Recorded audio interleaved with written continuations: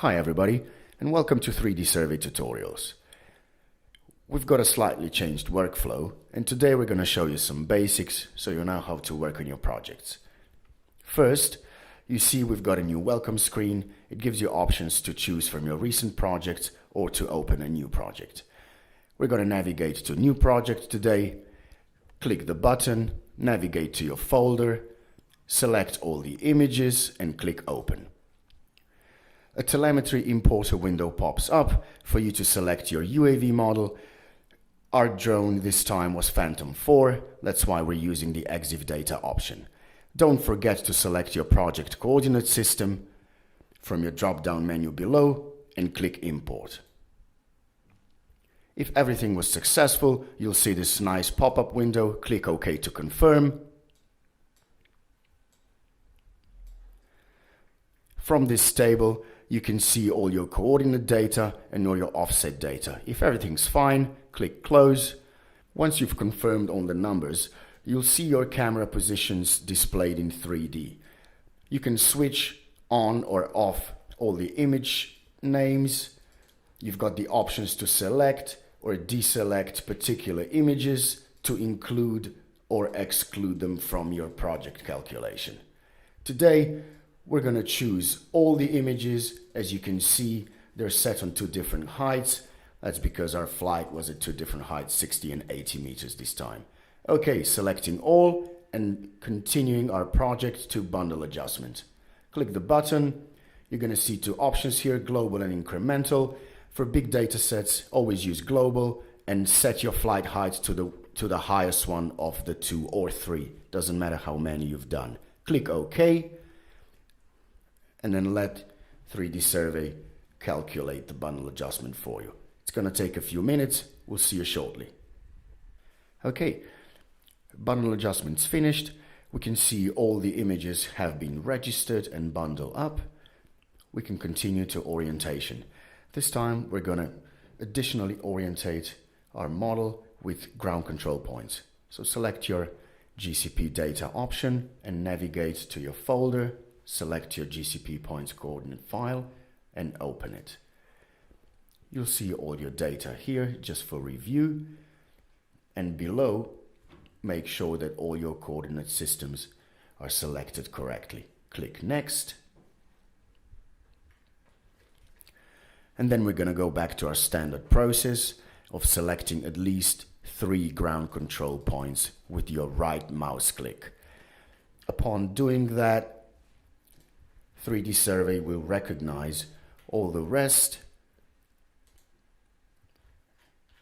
and they get marked in green. You can double check that manually by looking at the other images. Use previous and next image button on the top to do that. Make sure that you've selected the right target diameter to your right working plane and click Next.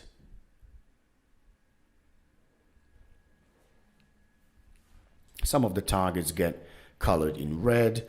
You can also double click on them to deselect or select, meaning include or exclude them from your calculation. Use your scroller if you need to down or upsize your targets to make it easier for the selection. Once you're satisfied with the result, click Next, and you'll get to your Telemetry to GCP Offset window that shows calculated offsets as a result of different coordinate system inputs. We can clearly see that the Z-axis offset is too large. That's because we haven't included geoid height in our calculation. Wait for a few seconds for the orientation summary table to display and click Finish if total estimated errors are satisfactory. That brings us to the next step, dense reconstruction. Set your parameters. Make sure that the minimum overlap is set to at least 3. When you've done that, click OK to start the reconstruction process. This can take up to several hours depending on the size and complexity of your data set. Once it's all over, we end up with a metric geo-referenced point cloud. You can always work with your point cloud, move it around, rotate it, and take a look and make sure that everything's okay. To calculate our digital surface model, we're going to go to our classification process. Click the button, open the window, and start to classify your terrain. Make sure you find a point that reflects most of your terrain, click on it, and 3D Survey will automatically detect the rest of the terrain based on your initial parameters. Here you can see all this selection. We're going to go and we're going to click the button Delete Other. That's going to eliminate everything else and gives us option to calculate our surface model. Click DSM, Calculate New, and you get a pop-up window.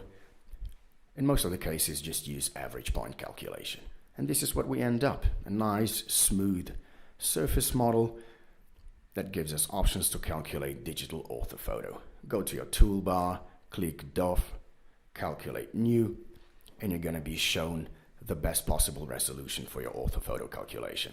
Takes a few seconds, and we end up with a nice geo-referenced metric orthophoto. That's it for today. Thank you, and we'll see you next time.